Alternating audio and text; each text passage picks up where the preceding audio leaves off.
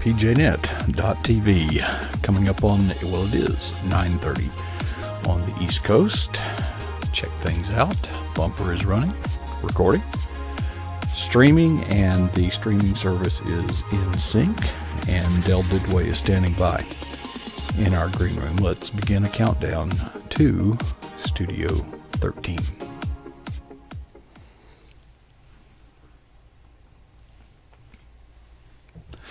Well, good evening and welcome to pjnet.tv. It is Tuesday night. It is 9:30. And many of you are here in anticipation of seeing, well, this guy, this behind me, it says Del. Del's last name is Didway, and he joins us every Tuesday night about this time. And he is standing by, so I thought it might be, well, I say that he's standing by. I'm not really sure because we've been connected to each other, chit-chatting, and I have yet to actually bring him into the studio. So what I'm going to do is I'm going to allow you to watch some of the gyrations and magic that occur behind the scenes here at pjnet.tv as I bring Del into frame. And Del, you know, I had this all planned out. I had everything planned out. Everything was good. Let me go back to last week. You were sharing with us that you were looking forward with great anticipation to you and your wife attending I forget what it was called, but it was in Charlotte. I remember that. Right. Christian Products Expo, something Yes. like that. And I know the weather was kind of bad, but it sounded like a great trip. You know, combine business and pleasure, spend some time with your wife, get away for a little bit. Almost a dream come true. Well, you weren't there, so that would have made it really. That makes it even better, doesn't it? Yeah, anticlimactic. Yeah, been the ultimate. If you could have driven up from Tallahassee or whatever. Yeah. So, but yeah, it was good. You know, it was good. The weather did start to get bad when we were driving down through the hills of West Virginia. We did run into some weather, and on the way back, we have a lot of bad weather right now in Ohio. I don't know what it's like down there in Florida, but we just recently went out. I just recently went out like an hour ago. We have about 6 inches of snow. Well, I think it's not. We have about 6 inches, and when you step on it, you don't sink because it's ice underneath it. Oh gosh. So yeah, so it's a blast here right now. And then Well, maybe they'll hold the next one in Texas. You know, they're getting hit pretty hard too right now. A lot of folks aren't used to that, and that's it's scary. One of our friends, Jackie's in Houston. She's been without power for like 20 hours, and she has 3 kids. So, say a prayer for her. So, but yeah, we ultimately the Christian Product Expo is one of the larger Christian retailer book shows. There's 2 typically throughout the year. We've been to a few of those, and they're always a good time. There's a lot of, in our world, there's a lot of well-known people there that you bump into, and it's always exciting to go to. But this year I could only go down for a day, the first day, and due to scheduling conflicts. But, we were going to make the best of it. And, I was lined up, to do a book signing, and it just didn't happen. And, I was talking to Michelle a couple of days after that, and she goes, I don't know how many times it's happened to me. You Really? have something to set up. It happens. And so you go down there, and, the time I was scheduled, I was just going through the person who scheduled it for me. That's the only thing I can go by, right? So I go, and nothing bad about them. So I go down there, and I'm going to set up, and I'm like, this place is a mess. This room is... And so we got the person in charge, and I said, well, yeah, they're setting up today or tomorrow. There's nothing going on in here. And so I called, the publisher's assistant, and I said, what's going on here? And I said, I don't know. So we got a hold of the publisher, and they said, well, we'll work something out. And typically you do. I've seen this kind of stuff happen, and I've never experienced it. But we met the next morning, and the publisher says, books aren't here. Like, so I thought this is just should have ordered them from Amazon. Well, They're yeah. right there in Charlotte. And that's a worry we always have. I've been to several of these things, and you wait, and you're checking looking for that big box. There's like when we did the one in New York City, we went backstage, and I mean, there's a gazillion boxes of books, and you're like, is mine here? You know, and so you find it, you're like, okay, good. So it was just a mix-up in communications. That stuff happens, and when I found out on that Saturday evening about the mix-up, I was a little frustrated as you would, because I thought I drove down here in the ice and snow, and this is probably not going to happen now. That I just waste my time, but. And that's normal to feel that way. I mean, I'm not so righteous. I'm just like, oh, okay, it's all in God's hands. Yeah, I was a little irritated, which is understandable. I mean, I was packing, but I didn't go out and shoot anybody. So, you vent and you let your frustrations out, and that's normal. I didn't beat anybody, but and that's normal to be a little disappointed. It's okay to be disappointed. But I used the time in my hour and a half traffic jam, which I'm not exaggerating that a bit. We went 90 minutes to go 1.6 miles from our hotel to Olive Garden. And I've come to find out in that little stretch of highway, that's the norm. It's normal. And I just thought, somebody who's important hasn't been caught in that, because I knew exactly what was wrong, but nobody listens to me. I could solve that problem in 2 minutes. They have the lights are all structured wrong. Mm-hmm. Like where you're sitting at a red light and everything's red, and then the one in front of you turns green, but nobody can go, and they're all staggered wrong. Mm-hmm. So anyway, we, I had a little time to blow off some steam and, get your frustrations out, because we had dinner with actually a very nice couple that we had met, who have been referred to us to talk to, and a great conversation. And I think some good things are going to come out of that dinner. And then the next morning, I go down and I get interviewed on Faith Radio, and that went really well. And so I want to give a book to him, And so I said, to ask my wife to say, go get a copy of the book. And she comes back with the old one, and she said, this is all they have. The other books didn't arrive. So I was like, okay. So how many books are we talking about? 100, probably 100-ish, maybe. I don't know. Okay. Typically, it's about 100. I would sign about 100 or so books in about an hour and a half time frame. So, prior to that, I had a little, I met a publisher that I know really well for coffee, and he told me, he said, hey, we got your proposal for your children's book. We'd like to do it. We're going to reach out to your agent, and we're going to get a contract to you. I said, that's awesome. And so that, that made up for that mix up. And then later on, I was talking to a publisher before we left, and he said, you know what, Dale, I'd like to have a couple of proposals from you for a couple of books, and this is what I'd like. And it's different when a publisher asks you, because when a publisher asks you, they really probably were going to do it. So,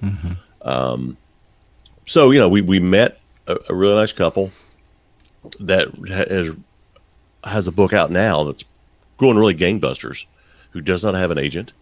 So we had a good conversation, and then, I was verbally given a contract and pitched a couple other books. So, had I not gone down there, probably would not have happened, because they just don't happen. And before we go any further, I got to say hi to some folks I think are watching. Beth from from the UK, United Kingdom, told me she's watching. Do you realize it's 2 a.m. there? Yeah, I know that. It's crazy.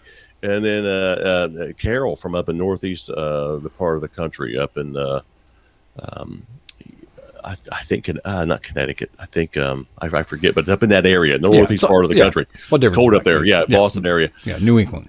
Thank you. And then there's Amy in Dallas is always watching. So Tammy, I got to say hi to Tammy. So anyway, but no, so those things probably would not have happened had I not gone there.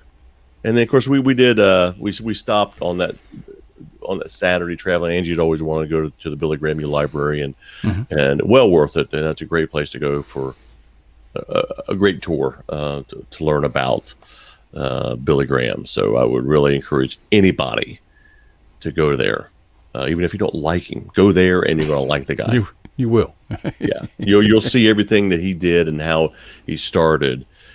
and things were in place. So it's an awesome story, inspirational story that the little boy who grew up on a farm became one of the greatest ambassadors for Christ that has ever walked on this earth in our time. So I've been talking too much, Mark. Sorry, been on a ramble. But no, the point was one. I won't call it a bad thing. Once something happened, I thought didn't happen. I thought was going to happen, and it could have ruined I could have ruined the trip. I could have let it fester and been arrogant and egotistical and say, well, they're not going to take care of me, then I'm just going to leave, or been some diva about it. But we didn't. We made the best of it, and good things still happened. I think a lot of time. Well, first of all, life is not predictable. We can make our plans. Yeah. But for so many years, I invested too much energy, too much time, too much effort in the underlying assumption is that if we can manipulate the external circumstances out there, that will translate into happiness in here. Yeah. That's wrong, actually. Right. Okay. Yeah. Paul said, I have learned to be content in whatever circumstances I find myself in. That's a paraphrase, but that's essentially what it says. Well, the operative word there is learned. In other words, he didn't say they were good circumstances. He's learned how to, as we would say in a more contemporaneous way, play the hand you're dealt. It's how you play the hand you're dealt that determines the outcome, not trying to rig the deck. Right, and I've got a good story with that. Years ago, I took my oldest son to Chicago to a Cubs game, and we flew up that day, and went to Uno's and had deep dish pizza and all stuff like that, and so we had a really good time. And then as we're having dinner after the game, we noticed there's a storm coming in, so we finish up, we head to the airport. We flew up, we're going to fly up, fly back. The big storm, a major storm hit, and both airports, O'Hare, Midway, closed. They shut down. All right. And if you've ever been in Chicago and those things happen, then the whole world stops. Right. So they said, all flights are canceled. And we're like, we didn't come prepared to spend the night, So the folks at the gate said, we can't help. I'm sorry, you have to find a hotel room. So finding a hotel room in Chicago when the airports are closed was like hand-to-hand combat. So we were able to find one. The next day, we go back to the airport. We're talking at the counter about we're waiting the line, right, to see if we can get home. So and this gentleman in front of me was very irate, right? I mean, very condescending to the lady at the desk. It wasn't her fault, right? Used really bad language, yelled, everybody could hear him, and he storms off, right? And so I go up, and we talk. Hey, can you help me out? Here's what's going on, blah, blah, blah. And she says, you've been very nice. I said, it's not your fault, but help us out here. So when we're done, we're leaving, and she says, hey, sir, you forgot your wallet. And I said, no, I didn't. It's right here. Here's my wallet. She goes, oh, and she looks at it. She goes, oh, it was the other man who was here first. She says, he'll be back. And she kind of, gonna let him know that, she probably lost it or something like that. So it's how you treat people. And again, when I first found out, I wasn't, oh, great, it's canceled. Yippee. Yeah, I was a little frustrated. I was a little disappointed, naturally. And, not a shot to the ego, but it's how you handle it, because one of the publishers told me after that, he goes, you handled it better than I would have. I said, what am I going to do? So again, I'm not a saint, but I could have easily have taken the attitude, well, I'm this big successful author, I've won the CELO awards and blah blah blah, and you're a victim. Yeah, and I come down here for nothing. But no, what we did is we talked. Well, we understood things happen, right? I've made mistakes. I make them every day. But I talked to the publicist later, and they're very apologetic. I said, hey, you know what? These things happen. It's okay. And I said, because we have one coming up in St. Louis. I said, you know what? How can I help you to do this in St. Louis here in August? How can I help you make sure this doesn't happen again? Okay, great. We'll reach out. Okay, thank you. So you offer assistance. Can I help next time? It's because this person is kind of new, and I said, let me have some input on that, and it'll be great. So, well, yeah. The lesson I learned in business, and it applies in life, and it's I'm trying to think of a scriptural foundation, but it's still good advice. I used to, work with, the phone company, and when you're putting in a complex construction project, okay, there's a lot of coordination. Well, the phone company, by the way, has a monopoly. Right. And you order phone service, and it's due. And I tell them, I say, listen, you pick the day. I'm not trying to ask you for a certain date. You tell me the day that you're going to be there, because I'm going to send a 4-man crew up there and incur a lot of costs. So I don't want to tell you the day, and then you come back and say we can't do it. You pick the okay. Well, from time to time, it would happen. You would get there, and the phone company is not ready. And if you're putting in a phone system and the phone company hadn't, kind of hard to do your job. Here's what I learned early on. Do not antagonize the person who can help you, especially when it's the phone company and they are the only company that can help you. Now I didn't say don't get mad. I just wait until the problem is solved, and then rip them a new one. But by that time, you don't feel that way. So I've learned just simply to defer anger. Don't deny it. Defer it. Defer acting on it. Well, the only time I've ever acted on it, which is the best time to act on it, was when you discipline your kid. I've always been told, wait. I'm like, no, I'm going to do it now when I'm mad. I'm not going to do it later. It's not going to be as fun for me. So, yeah. You have some nice children that turned out okay. and there's a reason. So, and as a former journalist, you don't ever argue with people who buy ink by the barrels too. So you be careful what you do and what you say to people. There was a guy who was running for county commissioner recently, a few months ago, and on the Democrat side, he didn't have a chance because he's an idiot. But I wrote a column he didn't agree with it, and he sent me this disgustingly profanity-laced message in private message. And I just said, I just responded briefly. I said, you just lost 2 votes. And I said, plus, I'm probably going to share this with everybody who follows me to see what kind of person you really are. Oh, I'm sorry. I said, hey, too late. Too late. No, you're not sorry. So. You're sorry. Yeah. You're sorry for the wrong reason. He put it in writing. And he wants to be a leader of a county. The guy's an idiot. Right. So you never do that. Yeah. So, anyway. Secret number 1, don't write anything down. Oh my gosh. Call them and tell them. You can later say that they misunderstood. I just took a screenshot of it. I said, I got this forever now. If you want to run again in 4 years, you know what? I'm going to let this out. So this is your well-mannered county commissioner who just can't take criticism. Dale, there's a difference, and your blog is enlightening in so many ways. It's not just an account of a frustrating serial disaster after disaster. No. The thing is, when you look at the people that emerge as leaders, that emerge as successful leaders, it's not that they were lucky. It isn't that they didn't have hard times. It's how they dealt with it. Because Norman Vincent Peale, in his book Think and Grow Rich, says that every adversity carries with it the seeds of equal or even greater opportunity. So you can find, and the operative word is find, that's a verb, okay?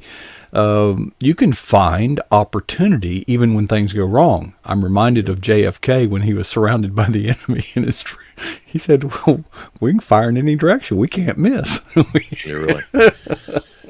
And one of the points is when these things happen, you have to deal with it. And the last thing you want to do is just spout off. So take some time. And again, I use that 90 minutes in a traffic jam because it was there to kind of, let it go. Just let it go. And Angie was saying that. She said, hey, you can't control that. You're disappointed. We came down here for this. But in hindsight, we had a great day at the Billy Graham Museum. We're going to go meet some nice people. Who knows what happened tomorrow. And so, yeah, good things happen. Good things are always going to happen if you look for them and if you have the right frame of mind on it. So I don't recommend getting in a traffic jam like I did to blow off steam, but it was there. God to put us there. How many people in that traffic jam were doing stupid things like blowing their horn? It's like, countless, and trying to changing lanes. Really, I mean, really, you're going to go somewhere? Yeah. So it's really catatonic, folks. You're just raising your blood pressure for no reason. No. But that's the point. Is things are going to happen. Deal with it. Go on. Don't do anything irrational. What happened to your car? Some time. Yeah, I don't know. I'm pretty sure when we pulled in, I don't know this for fact, but I'm pretty sure I had some either you splashed some water up in it or some snow up on it because it wasn't under the hood; it was coming out from the front. But when every time you see white smoke, you just kind of think, "Huh, this isn't good." So we got out, looked around, in an airplane. Yeah, and so we got out. I didn't smell anything, didn't see anything leaking. So I thought, well, let me see it, let it cool down. So we went through the tour. I left the tour about 3/4 of the way through, and got a security guard. We went out, and we started it up, let it run for a little bit. And he goes, "There's nothing wrong here." He says, "I know cars. There's nothing wrong here." Okay. So it turned out he was an Alabama fan, so I had an Alabama book with me. So I signed the copy and gave it to him. He was thrilled. So everybody down there was first class, top notch, and. So anyway, I'm going to do, keep writing, keep doing things, keep going to events. I've been to several book signing events. This is the one that didn't happen. But as Michelle Medlock Adams said, hey, I think I told you the one story when I did the signing with Clint Hurdle in Pittsburgh. He said, you never know how these things are going to turn out. He said that he was with one with Tony Dungy. They were together. They're both Tony Dungy's a huge name in sports, right? Yeah, you might say. He said nobody showed up for the book signing. Really? Yeah, he was stunned, and he said they did one a month later. He said the place was packed. So he said, you never know how these things are going to turn out. You never know if they're going to happen. So yeah, he said nobody showed up. It's like, wow. If I had the chance to meet Tony Dungy, I know I'd be there. Okay. And so, again, out of that one, and again, it wasn't a big deal. It wasn't like, they flew me in and all this stuff. I drove a couple hours down. Didn't happen. Yeah. Good. Other things did happen. So that was the point of it. So don't let one little thing ruin your day, ruin your weekend. We still had a good time. And some good things come out of it. And Kyle reached out to me today, said that contract's on the way. So, again, going there paid off, I think, obviously. So, well, I say it this way. Publisher. When I see people losing it, if I have the opportunity to inject my opinion, which I usually, if there isn't one, I'll make one. I say clearly the situation is impacting you, but as a leader, shouldn't you be impacting the situation? Yeah, I think as I get older, I have that because when you're younger, you react differently. So I think my wise old age come into play there. So maybe I'll do a podcast about it. Who knows? You never know. Let me switch gears quickly here. First of all, I want to put this on the screen. If you are watching this on YouTube, Facebook, Twitter, wherever, and I still can't get on that. Okay. Folks, if you will, we're glad you're watching it there. We really are. But if you would like to watch it in the fellowship, the sweetest fellowship on the internet, just go to pjnet.tv, and as you can see, the chat room's on the right. People are there, and we're on the left. I see Tammy's question. When's the launch for Heart of a Hoosier? It's going to be July 21. July 21. It's available now for pre-order, but I don't want you to do that. We'll maybe reach out and take care of that later with you because you're a really good supporter. So she's our Indiana gal, yeah. So and she's quite a cheerleader. We're excited about that. I know we're a little over, but I've got to I've told you privately, but I want to say publicly, your podcast is just every week I say, man, he did better this week. It gets better and better. And I'm trying to remember some of the moments from this week's podcast. So share a little bit about that, and I'll jump in there when I remember what it was you were talking about. So you're the one who's listening. I appreciate that. Send me a check, Dale. You're the one. Don't sign it. Yeah, it was about Albert Pujols in my chat with Albert about how it come to pass and the potential roadblock we had and how how you present yourself and just things. It was just really a unique story. I think I'll probably never run into again. How I talked to Albert about what he does to witness to people and how he talks to base runners about what's the most important thing to you. And you've got a captive audience. Yeah, he's got a person right there who's on first base, and they can't go anywhere, or else they get thrown out. So he told me particularly if he doesn't know the player, and they come around because he says I may never see him, get traded. Who knows? You may ever, who knows what could happen. He says so if he doesn't know the player, and his rookies coming in all the time, he'll strike up a conversation. And I got confirmation from a couple other players that says, he really does that. Yeah, he says that to you. He's a big guy. I mean, how would you answer that question? You run into somebody who's big time, who's everybody in the world knows Albert Pujols is. Even if you don't follow baseball, you know the name. He'll be a surefire first round Hall of Famer, and a big guy. I mean, he's a big dude, and if he comes up to you and says, "Hey, what's the most important thing to you?" And you're probably not ready for that question, but you better be ready for it. How would you answer your son or daughter if they ask you that? Well, now it's coming back to me, Del. Yeah, me too. Me too. Thank you. I couldn't remember. As you kind of were going through this iteration, what if your daughter asked you? What if and I thought to myself, there was a time in my own life, and I know people today, that the answer to that question would depend a lot on who asked it. If my pastor asked me, I might give one answer. If my drinking buddies ask me the same question, you might get another answer. If my wife, that is not the level of discipleship that we're called to, is it? Yeah, no, but I mean, I just here's a guy who's living the example, and even if they're not a believer, they look up to this guy, and everybody wants to be the machine, all those rings on his finger and the accolades he's won. He was not drafted early; he was a late round draft him pick. And Tom Brady, and he was told there was a couple of scouting reports that said he's too slow, probably will never make it. Yeah, like a lot of the publishers out there, or a lot of the people that listen. So, can we tell the story about your? And I'll leave it up to you. But you went in for sort of a,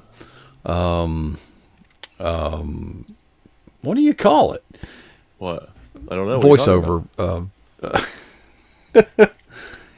Anyway. Don't know where you're going. Well, what I'm saying is that other people's opinion, even if that opinion comes from a person of substantial power or influence, first of all, they could be wrong. But just because they're an expert, a lot of especially in the world of writing, voiceovers, acting, singing, things like this, are subjective. Well, I was told flat to my face from a publisher, one of my first or second conferences I was ever at, Dale, I don't think, and he said, I don't see you being published. And I said, okay, thanks.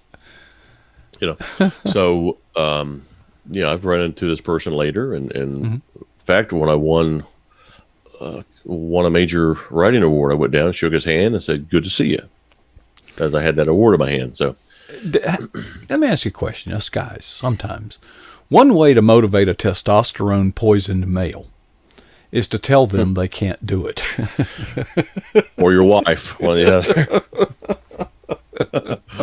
So, I think the point of the podcast was Albert's story is he takes that one chance he has.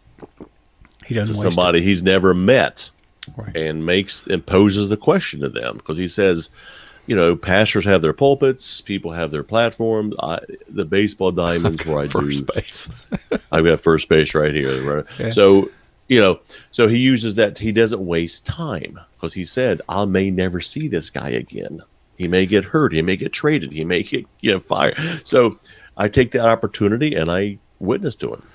Del, I literally have contempt for baseball, but the story inspires me because if you're the first baseman and the guy is getting on first, well, he's the opponent, and he just beat you.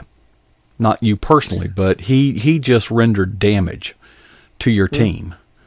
And it takes quite a gentleman and quite a man of character.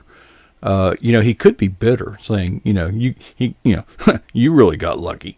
What are you doing here? You'll never make it. He could use a tactic that we often used in football of simply intimidating them and get in their head, But no, he reaches out. Yeah, he really reached out. What a man of character. That's what we're called to, folks. I mean, when your enemy is in the same room as you are, reach out to them in love.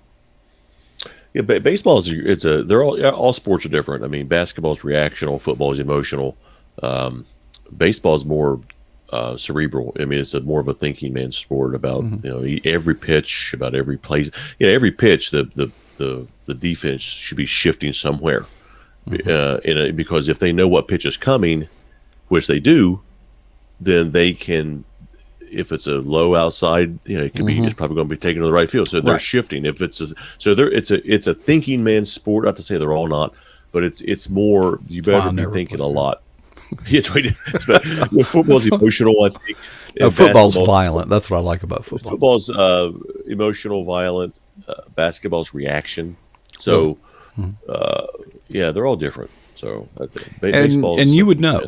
I don't know. You would know. Yeah. That's my opinion. That's my opinion of the sports. Well, your opinion is the same as knowing. I mean, there's no difference. When you speak, it is authoritative, at least in that area. But congratulations. I'm going to put the website back up here. Folks, if you are, what I do is on Saturday morning, not Saturday morning, on my way back from work on Saturday, I tune into his podcast, and he's getting better every week, folks. I got to start putting it on my website. I haven't been doing that, so thank you. And it reminded me to put it. I put it out on Facebook, out on Twitter, out on Anchor, out on some other platforms, YouTube. I need to put it on my. I need to make a page for on my daggone website. Put every podcast on my website. Yeah, it would be, but from that website you can find his Facebook page. You can find. I'm going to put a podcast page on probably tomorrow now. So thank you.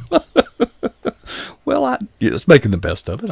And I have no idea what I'll be talking about Saturday. I have no clue. I have no clue. I won't decide when I start talking. How far in advance? Now, your blog is one thing, but your podcast is another. How far in advance is it from inspiration to writing on that topic? Is it 5 minutes before it's time, or an hour before? The blog or the podcast? Well, compare the two. The blog has no telling. I just when it hits me. It could be a week ahead. It could be the day of. The podcast, I need to start putting more time. I just sit down and flip the mic on and start talking. I have no idea. I may 2 minutes beforehand. I'm going to talk about this, and then I start talking. So I don't script it out. I don't plan it out. You don't have any notes. I have no notes. I probably need to get some. I have no notes. I have no script. I just start blathering and telling stories. So. I probably need to get more organized on that. I don't think so, Dale, because your thoughts flow, but your words flow in such a way. I mean, you're developing a very polished, professional voice, but of course you're not new at it. And no, I'm new at podcasting though. You're new at podcasting, but anyway. So, folks, if you've thank you. been afraid of doing a podcast, don't start listening to Dale because you're not going to be that good. I'll tell you that he will. But remember that Dell struggled in high school with stuttering. Horribly, not just a little bit, horribly. Yeah, I mean where I couldn't even talk. Mm-hmm. It was bad. It was really bad. Mm-hmm. Yeah, amazing. I wanted to call this girl Holly, and I called her, and I couldn't get the word. I couldn't get her name out. I would just go, and that's just one example. I mean, I have a lot. Teachers would call on me for something, and to read something, and I just couldn't do it. And I would start stuttering, and it wasn't because I was nervous. I just couldn't get the words out. So, Yeah, it I was know some very very intelligent noticeable. people that, like in a small group Bible study, if they have to read from text, it's almost as if they're illiterate. It's Yeah. speaking is a skill. It's not really hard. I think anybody can do it, but you have to. Working in radio will force you to do this, because in radio, you might know this. Yeah, I had to. You know, you're on the air, you're doing a sports event, and they stick this card in front of you. Yeah. You don't know what you're about to read. I read it, yeah. You got to make it come across. It's good. Yeah, so I still occasionally will have an issue, but I've learned what sounds give me problems. I've learned what words, and I just avoid them, or I come up with new words, and I avoid that sound, or I avoid that consonant or that vowel, and just in that context, and I've learned where not to go. All right. Well, Dale, it's always interesting, and I appreciate. We went along tonight. We actually did not have a guest at. No, it's Oh, he didn't. I didn't. I just no. I just We didn't have a flipped 9:00 guest, and I thought, well, let's spend a little extra time and enjoy it, because I always enjoy talking to you, Dale, and Dell and Mark after hours, right? Right. After dark. After dark. All right. Well, Dale, we'll see you about this time next week, and I appreciate you sharing We'll with do. us. Keep warm. Is it snowing down there in Florida yet? Or no? See the short sleeves I'm wearing? I wear that man. outside as well. Okay. Yes, it's frigid. cold, but I'm cold up fat. here. Fat people don't get cold. Only skinny people get cold. You would up here in Ohio tonight. It's cold. That's why I'm not there. You are the man, All right, Dale. thanks. Appreciate you, brother. Take Thanks care. everybody for being out there. By the way, the view from across the room, from one of the cameras perched high atop the Eagle's Nest broadcast facilities here at pjnet.tv. I like this view because it shares our banner, which has our mission statement, providing a platform for everyday Christians to share their walk with Christ. What could be better than that?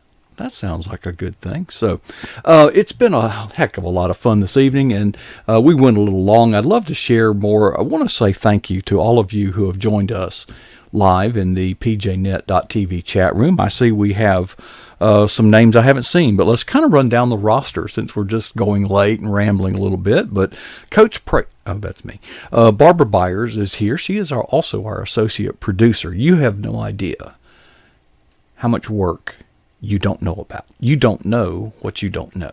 Thank you, Barbara, for your dedication. Ben Cooper is here. Ben Cooper is one of the, I don't want to refer to him as a cheerleader, but he is an advocate for pjnet.tv, inviting others to join with us. He called me the other day, just checking on me. Diane Wininger is here. Good to see her, because for a while she was not able to be here. Doug is here. Just spoke to Doug the other day. He made a new video, and he's got more on the way. We're still working on that Nemesis audio when you're doing videos with a handheld device. Okay, we're trying to raise the bar. Hazards 4. Now, if you come on Friday night, Hazards 4 is running the show, and then at 10 o'clock, he does his weekly program that has become very, very popular. J.D. Wininger, my brother in Christ, he's here. That would be Diane's husband. Okay, the package deal. Pray for J.D. He is in Texas, and I feel so powerless, that I want to go do something. Let's go do something. His cattle. He is out there fighting for their lives, literally fighting for their lives.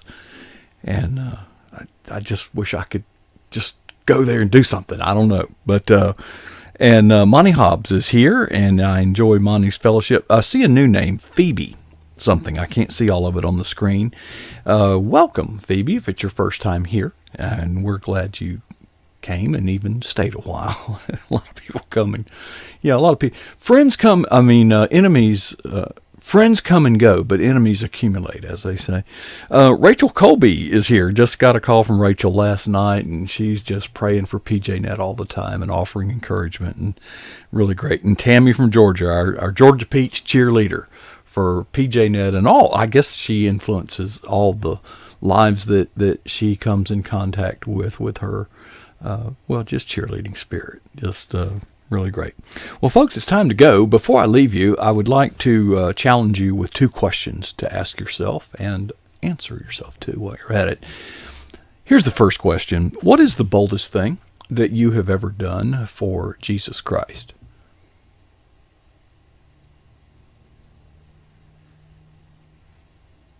Secondly, how long ago was that? Folks, love the fellowship, love the fun, but we're at war. We're going to have to be bold. So I hope that none of us will be satisfied with either answer.